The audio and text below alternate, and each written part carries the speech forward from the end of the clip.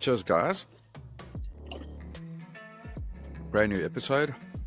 Today we've got Martin Brons. He's traveling through Africa on a 250cc motorbike. And for those of you who's actually paying attention, he was on episode 15 last year.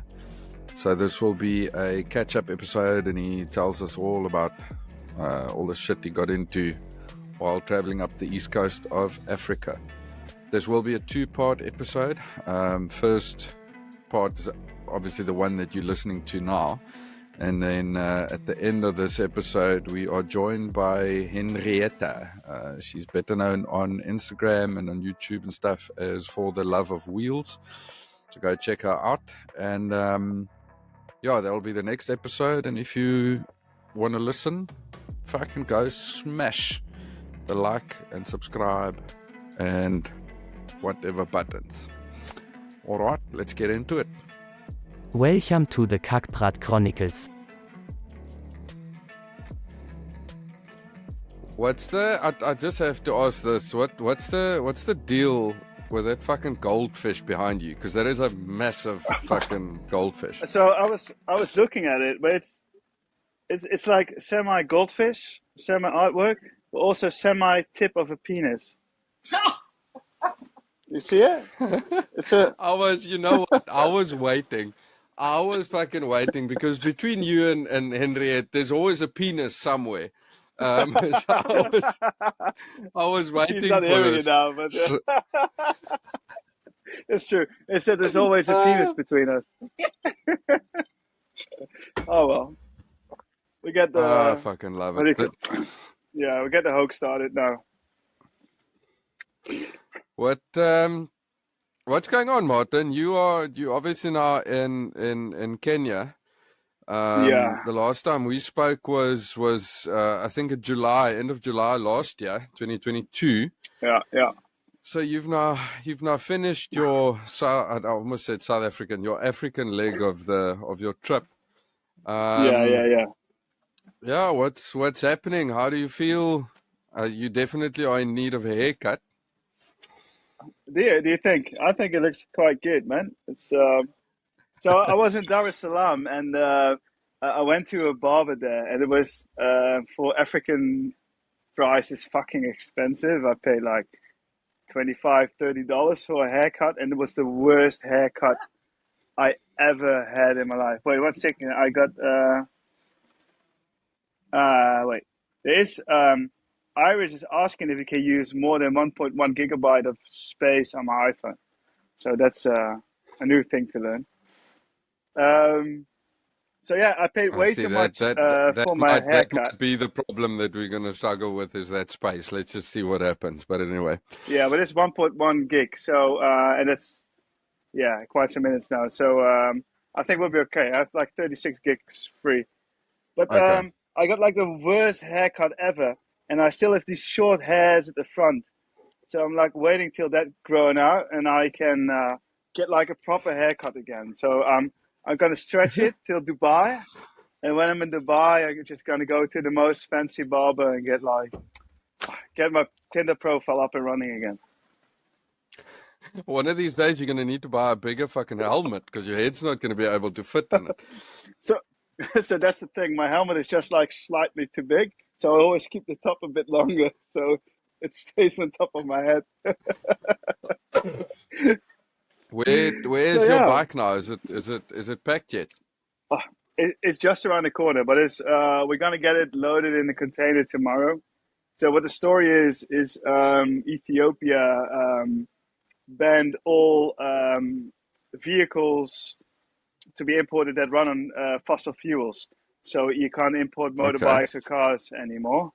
So they are very cautious with travelers bringing in petrol vehicles, and so now they if you go to Ethiopia, they want you to pay a deposit of 2 or 3 times the worth of your vehicle, which would be for me like 15,000 euros of deposit. Oh. Or you have to get a tour guide, which costs a lot of money as well, and then in that period of time, you have the tour guide, you have to apply and get the visa for Sudan. So it's all yeah, it's all very tight and shit. And so yeah, we decided with the group to skip Ethiopia and ship our bikes to Oman, to the Middle East. So that's the I was situation. wondering because you you obviously you went up basically up the east side of. Am I correct? Yeah, east side. You Yeah, yeah, basically went up the east side of Africa up to almost to the Horn. Um, is were you planning on doing more? We'll get to where you've been, obviously, Nana. yeah, But were yeah, you planning on doing more? Because obviously you've seen obviously just the I'd say the lower east side of Africa, and there's so much more yeah, actually to go see. yeah. So yeah, I was planning to do Ethiopia and Sudan as well. I wasn't planning to go to Egypt because Egypt's just like a bitch paperwork wise. So my original idea was go from Sudan with a ferry to Saudi Arabia. But yeah, now I have to skip a bit. Yeah. Well, yeah, it is what it is. Oh shit. Okay, well, Mm. obviously the last time we spoke, you were in the Netherlands, on your Yeah. way back to South Africa to start your trip. So for anyone listening now, if you haven't listened, if you don't know what the fuck we're talking about, go listen to what were you? I think episode 15. Just go look for Martin Brons, and then you'll see what's going on. But yeah, I think let's get started from South Africa. I mean, did you traveled from Joburg? I think Yeah. when you would have started the trip, obviously going to SA from the Netherlands. Where did you go from Yeah. Joburg? So first I had to recover for a bit because, yeah, obviously, let everybody know I was coming to the Netherlands. So it was like booze for 2 weeks straight. So I was like completely exhausted. I had to do maintenance on my bike. So I just stayed for 1 week in Joburg and chilled. And from there, um, I, I, um, I went towards Kruger. But it was so weird because when I hit the road again and it just I got like straight into hospital, not hospital, like hospitality something, like the openers of South African people, and that was really cool. I arrived at the first campsite. It was Bush Boys in I think what's it it's Limpopo, I think, or is it? Limpopo, yeah. No, yeah, yeah. And apparently he was the owner is like a bike racer and was like part of the Kalahari Rally. And they saw me coming and they put me in a cottage. We had a braai, had shitloads of beers. And next morning I wanted to pay, and they didn't let me pay for anything, and just Oh off I wow. went again, And it was like that all the time in South Africa. Yeah, it was yeah, but it's like these last 2 weeks in South Africa were just like freaking amazing, and I shitloads of beers and braai. So yeah, that was fun. Yeah, and then from It's good there, to hear that my fellow countrymen at least treated you the right way. oh yeah, yeah, it's actually still now. If people ask me like, you could drop yourself up and drop yourself in some country anywhere in Africa, just put me in South Africa straight away. I don't think a second about it. It's so the African word lekker is just describing it. Like as a biker, it's just like freaking amazing. It's like dirt riding every day as long as you want, and uh, yeah, yeah, it's just cool, man. Yeah, I don't know this. And then did you go into Lesotho while you were in South Yeah, Africa? yeah. That was before I went to Joburg. I went up to Lesotho, which is a completely different experience because a lot of people think it's just like a province that became its own republic or something, but it's totally different. It's like you're suddenly like in like East Africa or something. It's a completely different experience. Yeah, but Yeah, very it's good. a And quick also the trip, riding there is and good, eh? you in a completely different country. I mean, it's weird. Yeah, You're in a different world almost. yeah. But it's like there's some mystical thing about it because you ride around Lesotho and you're just riding along a wall of mountains, and there's like Yeah. something is happening over there, but you can't see it, and suddenly you get into it, and yeah, it's totally different. People riding on horses and stuff you hardly can't imagine when you're not from Africa. It's yeah, it was good times there. Yeah, Did you because obviously um uh, I think that's something that's shared by everyone that travels through Africa is they always kind of go in the direction of listen, everyone is just they just give people. Everyone's friendly. You always see yeah, those videos of everyone standing on the side of the road and waving, and yeah. it's that. Did you find that throughout Africa on your travels? Well, that's obviously also the video edits that everybody make. It's like same what you put on Instagram. You're putting on your nice moments on Instagram, not your shitty moments. There's also moments you go through Africa that you're somewhere and you're just walking. It's like, oh, Mzungu, Mzungu, give me money, sweetie, sweetie.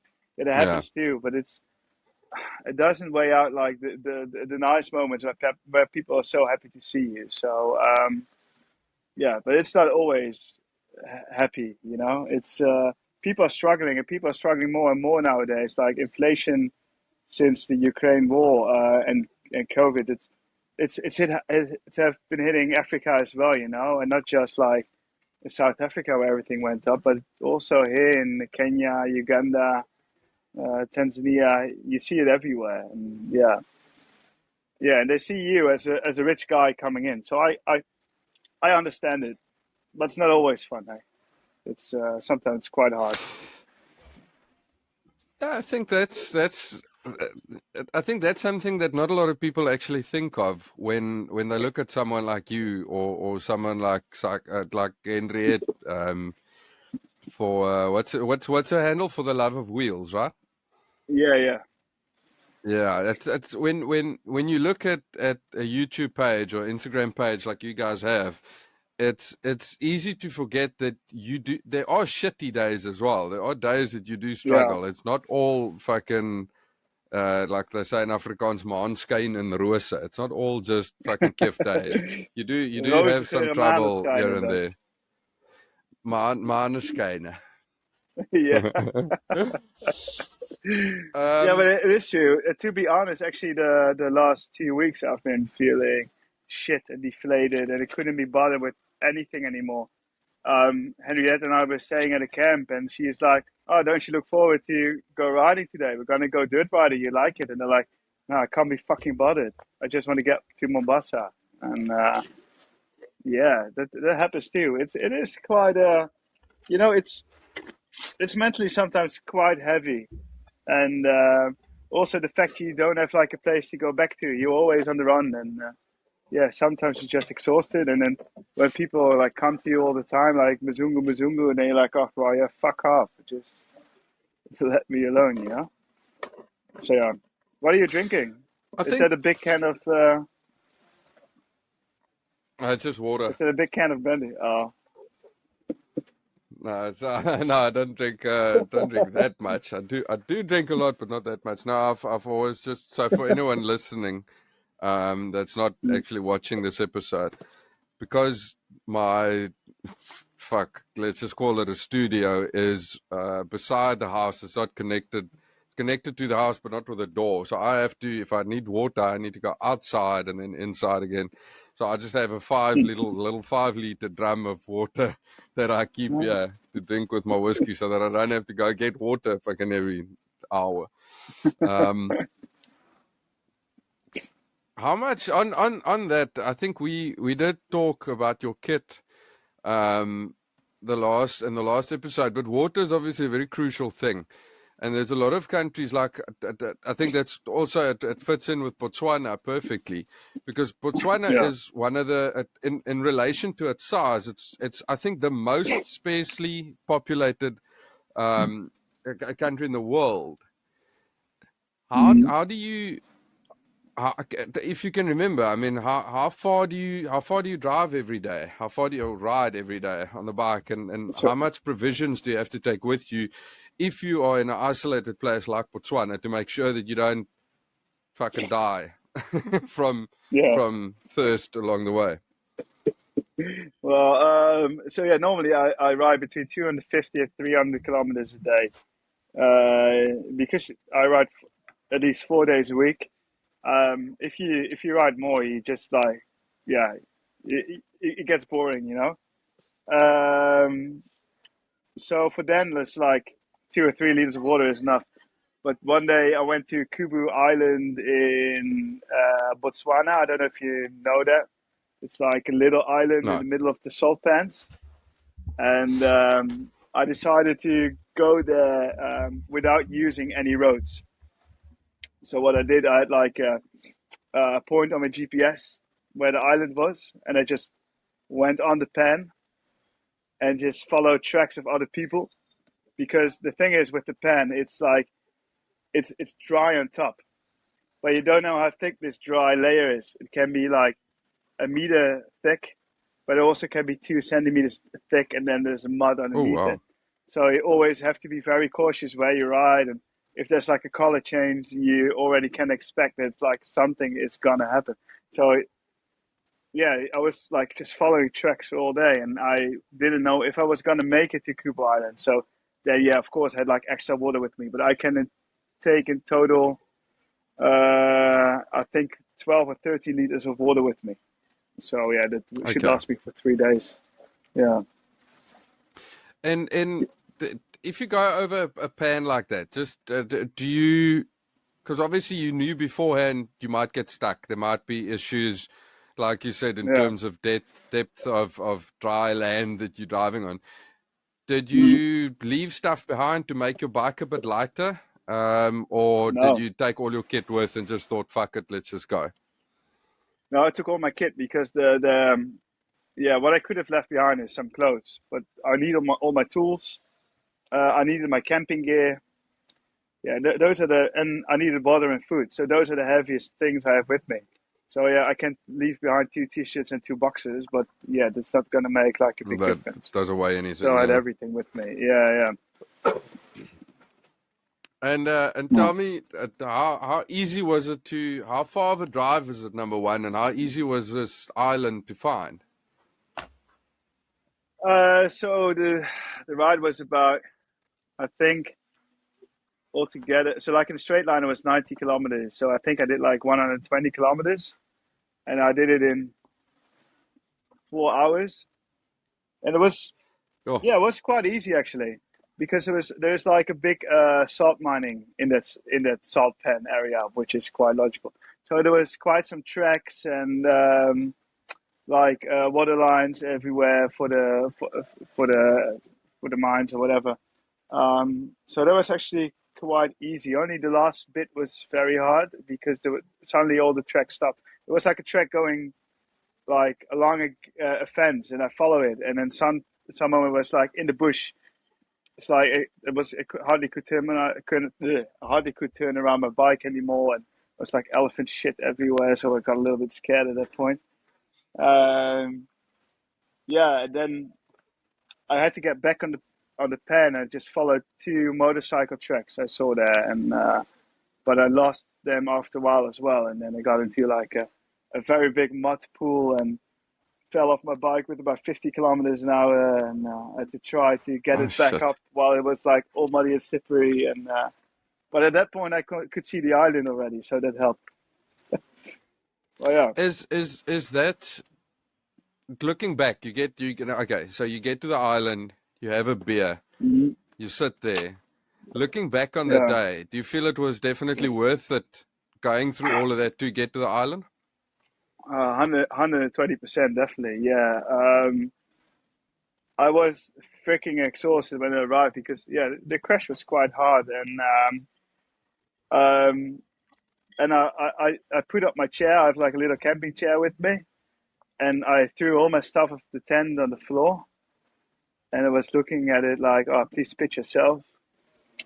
And then the lady from the next campsite came and like, ah, my husband is a biker as well. You probably don't have cold beers on your bike, and she gave me a cold beer, and then I just got Oh like all wow. the energy back, and it was actually the second or third time, night in a row that somebody came to me like first a South African guy like, oh, I'm a biker as well. You don't have a fridge on your bike, do you? Oh, here's a cold beer. This happened 2 or 3 nights in a row. That was freaking awesome. And then I had energy again and started cooking. And then the wind picked up and a lot of sand came into my dinner. And then my chair flew over my stove and my dinner was just horrible because it was like 50% sand. And then I went to the neighbors again for another beer. They made a nice risotto for me with chicken from the braai. And yeah, all in all, it's a fucking good experience, actually. Yeah. It is stuff like that where the shitty experience almost makes it better. I guess it's because it Yeah. adds to the story. It's stuff that Yeah. makes you remember it in sort of like a better sense than if you would have just driven there, got there, had a beer, and left. Yeah, but it's in the end, I'm here for the adventure, you know. And if you just ride from lodge to lodge and take the tar road and have like no challenges at all, yeah, what's the fun of that, you know? It's I like to push those limits a little bit, like in a healthy way. But yeah, sometimes you have to get like a little bit of trouble, you know. It's yeah. Otherwise, I could have stayed in Europe. Did Yeah, I guess that does make sense. I mean, you're on the road, as you said. I mean, you are looking for adventure. Did your mother join you in Botswana, or did she join up with you Yeah, in Namibia? there was in Namibia. So what I did, I rode my bike to Windhoek in Namibia, and I took a flight to Cape Town to pick up a car there because it was like there were like no cars available anymore. I could get one car, but it was like 4,500 euros for 4 weeks, Mm, which I found a little bit steep. So I picked up a car in Cape Town, like an old Land Rover Discovery one, and it was like the most cliche Land Rover, like fucking breaking down like every 500 kilometers, and I did 8,000 kilometers. right. So it was so it was a beautiful experience with my mom, but fucking hell, with the stress I had with that shitty vehicle, like the stupidest things broke, you know, like you open the window and he closed again, and then suddenly the window doesn't work anymore, you know, and you like riding for 3 days with an open window, and suddenly it works again, and the drive shaft that breaks, stupid stuff like that, you know, it's So yeah, when your mother joined the trip, did you sort of how would I ask this? Did you travel a bit more upper class? Did you make it a bit easier because no, your mom was with you, or did you go the same way as you normally no, went? same way. My mother was hardcore. I think we had a room in total for 4 nights or 5 nights, and the rest, my mother slept every night in the rooftop tent. Every night, climbing up, climbing down. Well, she's 69 now. She was 68 when we did the trip. So she has like to go out of bed for pee like 2 or 3 times a night.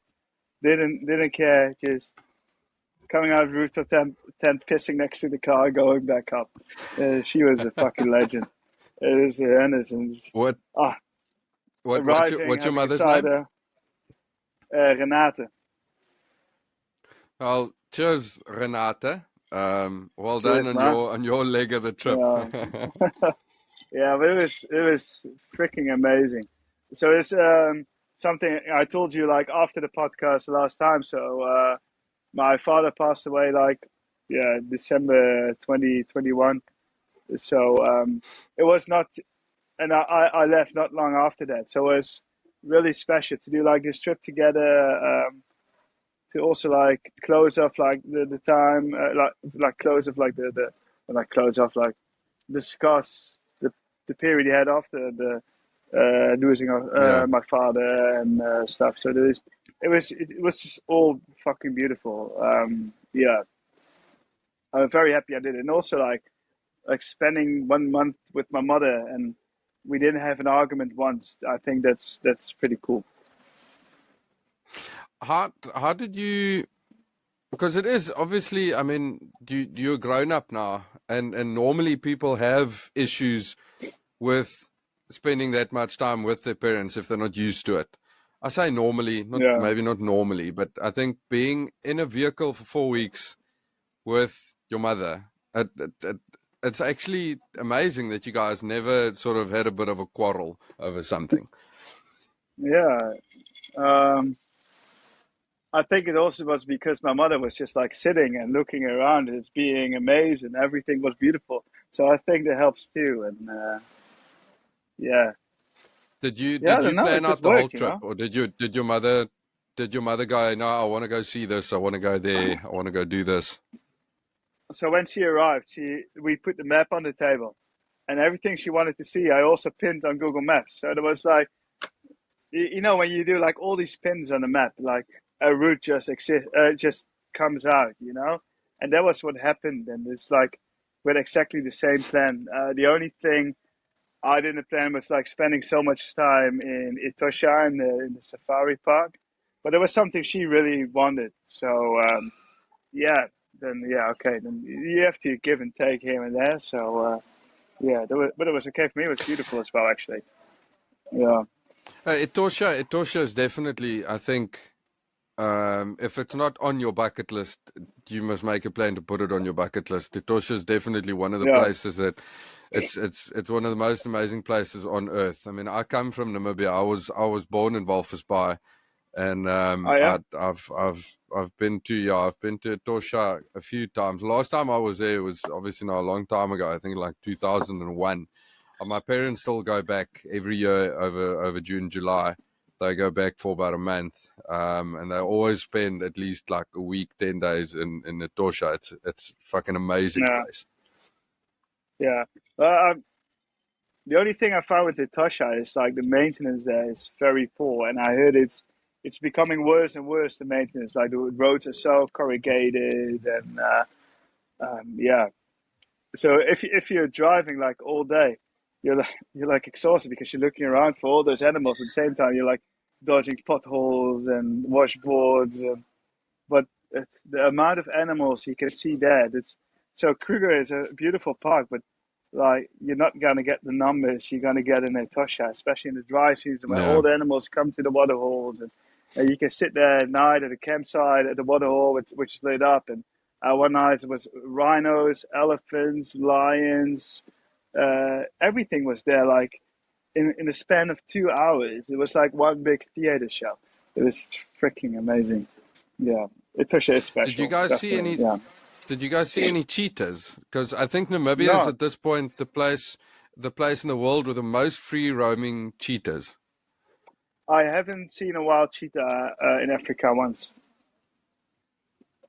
It's the They are only very one I still have on the elusive list. creatures. So Yeah, I saw, I think, four leopards in the wild. I saw quite some lions, and yeah, the rest of the big five a lot. But the cheetahs, no. and then after this trip with your mother, did you drive all the way back to Cape Town? Yeah, so there was actually it was quite a mission for everything because I picked up the car. I had 3 days to ride from Cape Town to Windhoek. Did the loop of 1 month with my mother, and had to bring the car back in 3 days to Cape Oh, Town. So yeah, it was quite a trip. But yeah, no, it's cool. But just what I said, fucking Land Rover Discovery. You're riding for 8,000 kilometers, and you start with a straight wheel.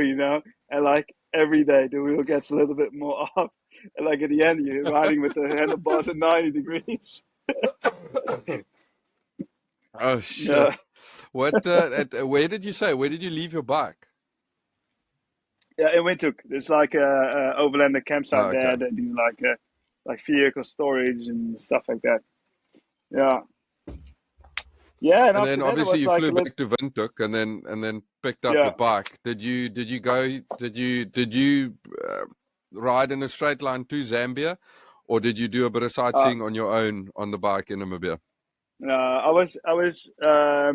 so I already spent like 6 months at that point in Southern Africa, and it was like I want to see now proper Africa. So and like altogether, I stayed already like 6 weeks in Namibia. So I was like, let's go. So I went up to the Caprivi Strip, did a bit of sightseeing there, went back into Botswana for a little bit to see Chobe and go from there to the Victoria Falls in Zimbabwe. And then I went to Zambia, but this was all in less than 2 weeks. And then yeah, from Zambia, like the rest of the adventure started. Yeah.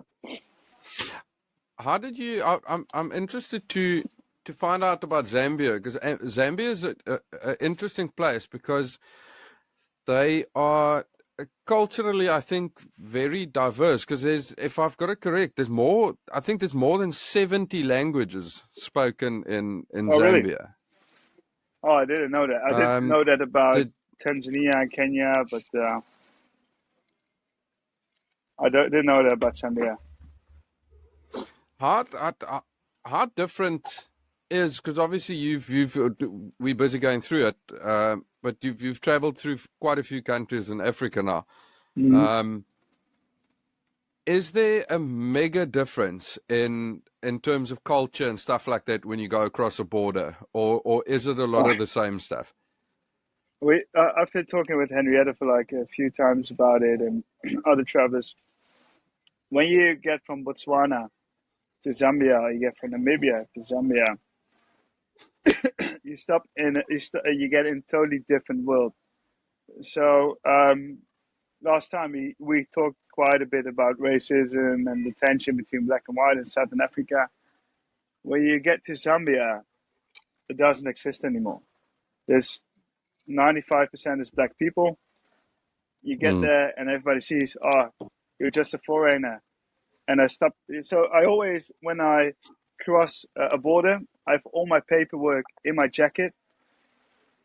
I ride a few kilometers, so I know there's no police checkpoints anymore. And I put my paperwork in the panniers. And I stop, and somebody comes on the bicycle. Oh, did you break down? No, just rearranging some stuff. Okay, cool, have a fun day. And it's like everything was suddenly so chill, and it, yeah, it is 100% different. And you also don't have like the richness anymore. So it's like suddenly Africa you saw on television, you're in there. And it's just like a little line on the map that makes that different. Um, How, yeah. how far ahead um, do you plan your trips? Do you have like let's say like a running or rolling plan of 2 weeks or 3 weeks, or is it kind of a thing where you wake up and you just fucking go somewhere? I most of the time know for the other day where I'm going. Sometimes I know it 3 days in advance. And sometimes I know I have to be somewhere at some point. A few weeks ago, a friend of mine visited me in Rwanda. So I knew, oh, I have to be in Rwanda on that and that day. And then, but then still, then I look for per day what I'm going to do or per 2 days. Yeah, not a lot longer because it doesn't make sense because you get somewhere and you like it or you get somewhere and you don't like it. And you can't plan too far ahead. You have to stay flexible. I think that going from Zambia, you went into Malawi, if I'm Yeah, correct.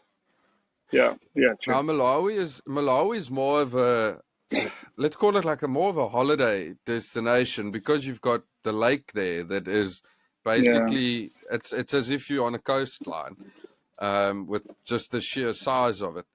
And I yeah. know I think you spent a few nights around the lake just sipping on beers and putting your feet up. I would have dared to. Uh, Malawi is just one big vibe. It's yeah, those are the most friendly people in Africa, I think. Everything is just chill. There is, yeah, you gotta be there to understand what I mean. It's hard to describe. Um, but you got the lake, you got the mountains. It has everything. It's only thing it doesn't really have is like the big wildlife. But yeah, to be fair, I've been to Kruger, I've been to Etosha. I did some game drives in some other game drivers in Botswana, in South Africa, in Zambia. After a while, an elephant is an elephant. Yeah. So, and having that cultural experience that Malawi gave, that was really special, and yeah, and it is a holiday experience, but it's not like you go to fancy lodges because they build lodges there, but they actually 90% are not that fancy. They do the best really hard, but yeah, don't expect a lodge from Botswana, South Africa, and Malawi. It's all African built, you know. Did you do any fishing while you were there? Because Malawi might not Nah, have like the animals in terms of like big game stuff, but Malawi, because of the lake, I think that lake's got the biggest or the what how would you say this, like the largest amount of species of fish of any lake in the world. no, I didn't do any fishing. I'm not that much of a fisherman. I just buy my fish at the market. Sit and drink next to the water, and cast a line. Yeah, yeah. No, I'm not a fisherman. No, so no, I didn't do that. Sorry if I disappoint you with that. I feel like you should have at least caught one fish. I mean, for fuck's sakes, you're at this massive lake. Come on, Martin. Oh yeah, maybe I should go back with a spear. I try to hunt one Now, down with a when you spear. do this trip, when you do this trip again, we'll put that on your list. That's that's a good idea. Maybe you can also do some tiger fishing, or what is it called? It's tiger fish, right? Yeah, I saw them in Malawi. I think that Tigerfish was a thing there, eh? I actually wanted to ask you because is Uganda? And see, I'm unsure of that. I should have maybe Googled that beforehand. I thought the tigerfish are in Uganda. I, let me think. I had tiger fish. I'm pretty sure I had tiger fish in Namibia, at the Kavango River. They had tiger fish there, Hmm. and I thought they had in Malawi too. But actually, now I suddenly start to doubt it. Yeah, I can't remember again. Uganda, I don't know. Where did you go from? Where did you go from Malawi? From Malawi, I went into Tanzania. That went quite fast to eastern Tanzania to Dar es Salaam. Then went to Zanzibar, which was so the first 3 days were on the toilet because I had the Oh massive no, shits there. This time I made it to the toilet. made it to the toilet. I just wanted to say, luckily you didn't shit on someone's flip flops again. No, not as far as I know. And after that was just party, party, party. Fucking hell! I got such a bad hangovers. I didn't drink for 2 weeks or 3 weeks. It was horrendous. It's you know Konyagi. No. Konyagi is like very hard liquor from Eastern Africa. Sorry, are you okay? Did you take pills? Yeah, no, sorry. My one ear is not popping. Sorry. No, but Konyagi is just the worst. It's the most horrendous cheap alcohol you can get. It's just like if you drink too much, you're like blind in 2 days. It's What's it made of? What is it? I don't know, seawater. I don't know, seawater with alcohol.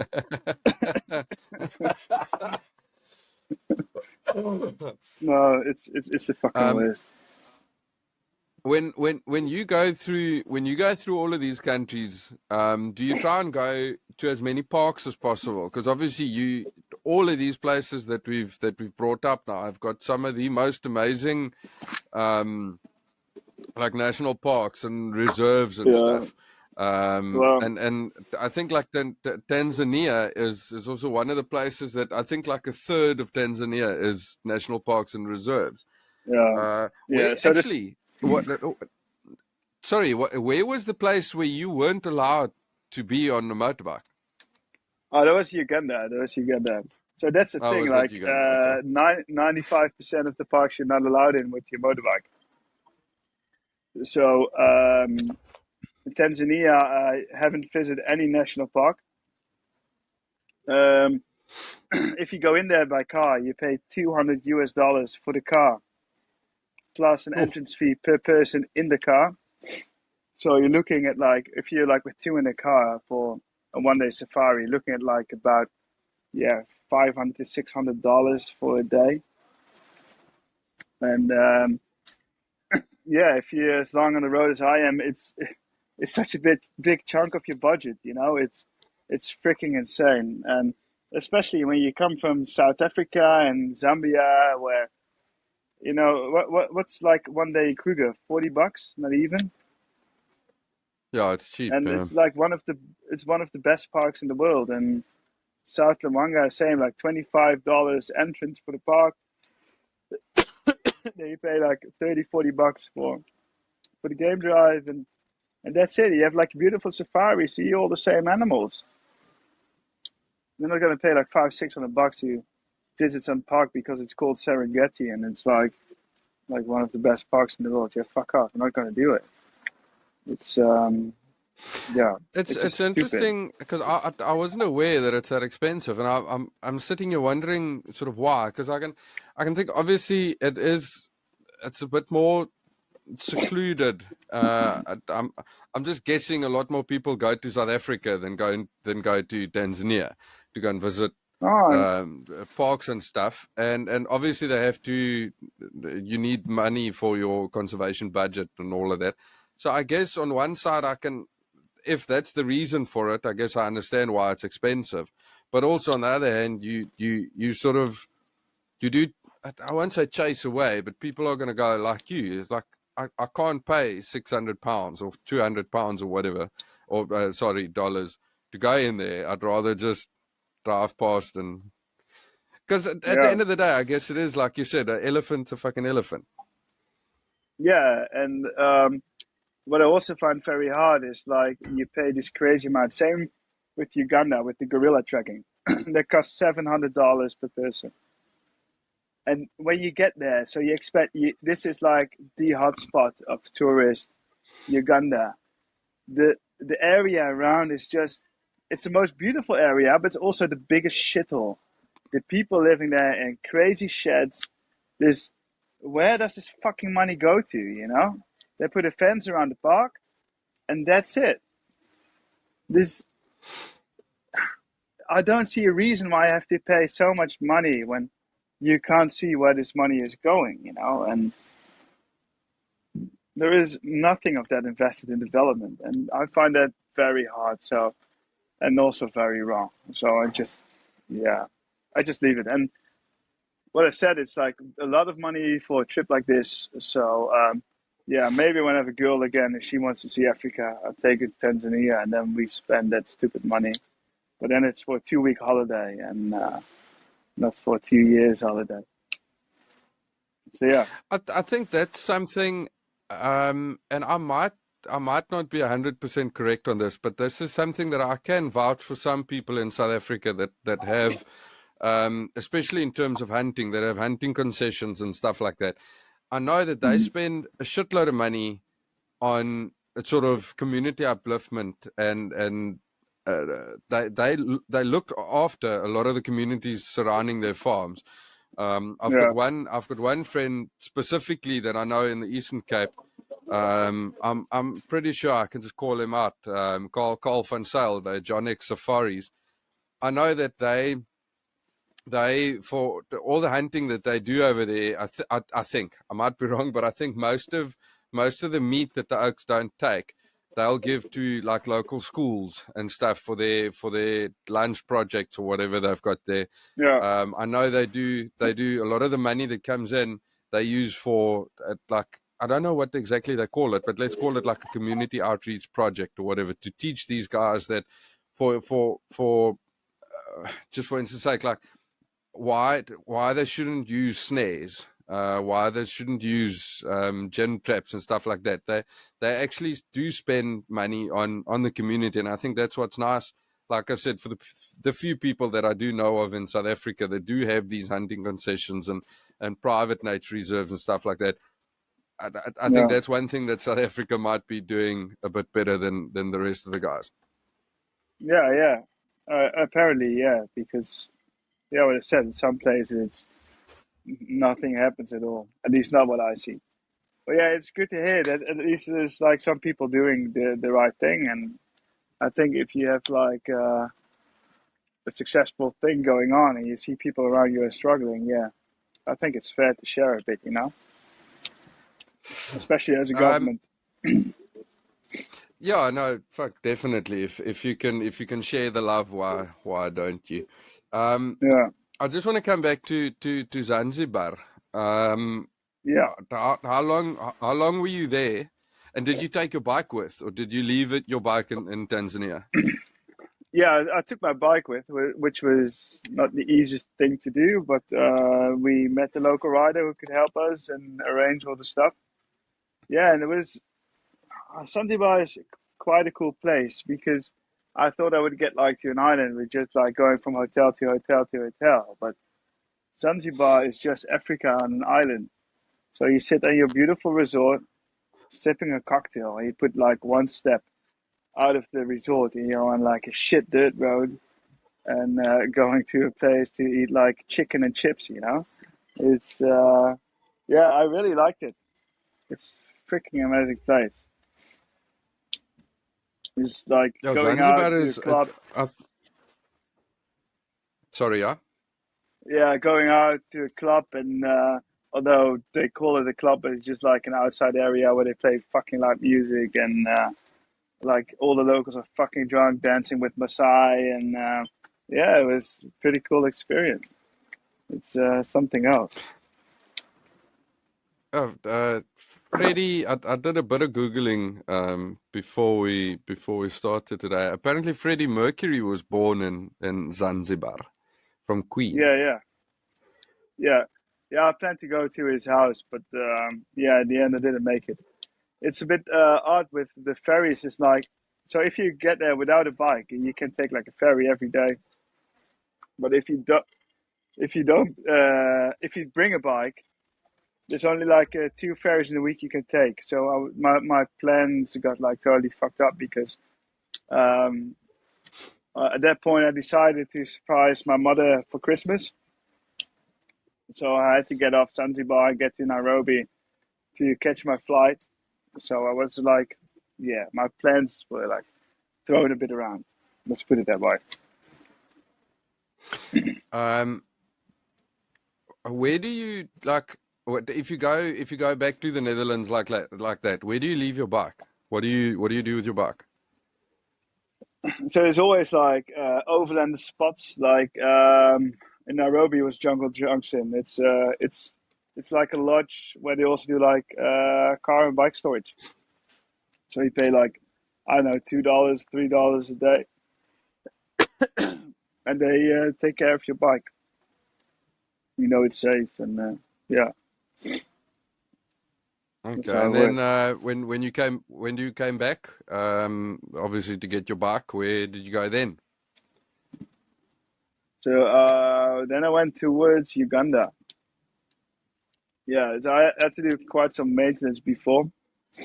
Like when I was in Dar es Salaam, I already planned to do like big maintenance, and but it was fuck all to get in Tanzania. It's like I couldn't get proper oil. I couldn't get proper chains. Only Chinese rip-off. So like in Nairobi, it's like a nice big place where you can get everything. So I did that and brought like a lot of parts from the Netherlands. We have to stop in a second to get some beer because of a dry throat. Um, but yeah, We and then I can went to stop Uganda. quickly because I need to take a piss as well. So we can take a quick break and Okay, then you go get some beer. yeah. All right. See you in a second. Cool. Okay. Well, we took a piss. We are back. You've got a beer. Cheers, Mm-hmm. buddy. All right, cheers. Okay. So you're out of Kenya. You're into Uganda. Yeah. Yeah, I went to Uganda, Um, exactly. Yeah. what But yeah, happened there? Uganda was like, yeah, it was like, it, till, till Uganda, everything was just fucking dry, you know? I've been from dry season to dry season to dry season to dry season. And I get into Uganda, and it was like the beginning of their little dry season there. So everything was just freaking green. The cliche red dirt roads, it's like ride is heaven, you know, when you get there. And yeah, and I got to this place just at the border of Kenya and Uganda, and they had like this view tower, and you just watch the sunset over Uganda. Next morning, you watch the sunrise over Kenya. Oh, it's just fucking beautiful, man, Uganda. And what I said, like as a motorcyclist, if you like dirt riding, fuck, come to Uganda, mate. It's freaking good. And this is a mate from the city I'm from, originally Breda. He has a touring company in Uganda, a motorcycle touring company.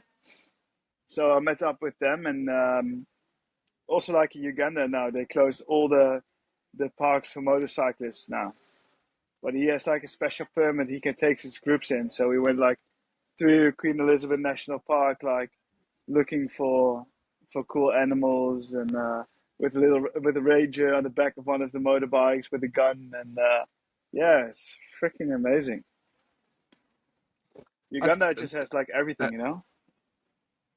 I want to ask you because we quickly touched on working on the bike now, doing a bit of maintenance, and I know you took a tumble in a river somewhere, and you Yeah, had to sort out like your you had to sort out a few stuff after that. Um, yeah. Obviously, we spoke about how easy the bike actually is to work on when in our previous episode. But just take me through Mm. this maintenance that you had to do. Is it easy stuff? Is it very technical, or is it like, yeah? Just take me through that. Most of it is just freaking easy. You know, it's just you have to drain the oil, put fresh oil in there, fresh oil filter. So you pull a plug at the bottom, you let everything drip out. You unscrew four bolts, get the oil filter out, put a new one in. You shouldn't forget to put the drain plug back in, and you put 1.5 liters of oil back in. You know, that's like the most important thing, and you do that every 10,000 kilometers. Um, then you have tires, obviously. You know how many flat tires I had in the past few months. Um, so yeah, I practiced that quite a bit as well. Um, yeah, and then every 20,000 kilometers, new chain, new sprockets, and yeah, it's all quite easy actually. It's only things like when you. So happened to me when I dropped my bike in the river. I was very lucky I didn't drown the engine, because then you have a little bit more work, because you have to get like the water out of the engine, so you have to get the fuel tank off, get the spark plug out, pump all the water out, make sure there's no water in the exhaust. Yeah, in my case, like my whole dashboard was full with water, so there's like one big Christmas tree on my dashboard, and yeah, so that gets a little bit more technical, but yeah, it's so if you're into motorbikes, it's quite straightforward. You know, Yeah. it's yeah, I'm doing it for a few years now, so that helps. What happened in that river? Did you just was it just one of those things you just hit a rock that you couldn't see, or was it just a I schoolboy error? to, to be honest, I'm not 100%. I'm not like sure what happened, and there was also a little bit of schoolboy error. I did quite some river crossings. Yeah, I don't know if you have been to the Baviaanskloof Yeah, in yeah. South Africa. There's a shitload of river crossings there, um, and I did them all like flawlessly. And but I didn't do like a river crossing for a long while. I didn't do cool dirt riding for a long while, especially not rocky. And I started walking through the river, and then it got a bit deeper, and I didn't want to get it like all the water into my boots. So I asked like locals, "Oh, shall I take this line?" Yes, yes. And I just went for it, and I went. way too fast because I wanted to have momentum to get over the rocks, and I think I hit something and then just like whoop, flush into the water, full face under the water. If you watch the GoPro footage, it's like all brown water everywhere, and just like so close to drowning the bike. It was fucking horrendous. But yeah, when I didn't drown the bike, I could laugh about it and save me washing the bike. It is. It is fun watching the video because you can almost hear you going, oh no, and then glug water, and then you come up and it's fucking you can almost feel the panic that you've got going. Fuck, I need to get this bike out the water right now.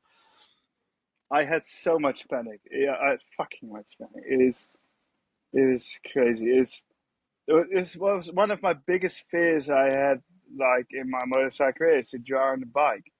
So when that happened, I was like, fucking hell, what's happening to me now? And I'm gonna do I have to do like an oil change down next to the river? Like fucking hell. But yeah, it worked out all fine, and yeah, still running. So from Uganda you went to Rwanda, and is that where you met up with am I saying her name correctly? Is it Henriette or Henrietta, or how do you pronounce her name? Henrietta. Okay. So I know she's just off camera. We're just gonna have to work out how the hell we're gonna work with the earphones with her in the shot. I don't know if he can do like if I can give her like one earpod. I don't know if that works like that. We can try. We can test it out. But yeah, she's more than welcome to come join in. So what we'll do with this episode is I'm gonna post this up to now. I'm gonna post this as an episode, and then I'll just introduce Henrietta there, and then just leave a bit of a cliffhanger for people, and then I'll post Henrietta's episode afterwards. But yeah, so it's just a bit of technical stuff there on their side, getting everything done. Put us in on the right side. That's the way. So we'll just have to see if this works. Can you hear me, Henrietta? I can hear you. Can you hear me? Okay, I can hear you. Cheers. Cheers. Welcome. Cheers. Thank you. Oh, empty bottle. Alright guys, unfortunately that's all you get today. As I said in the intro, if you want to listen to the next episode with Henrietta, go like, go subscribe, go click the bell, go fucking smash buttons, and then I'll see you in 2 weeks. Cheerio.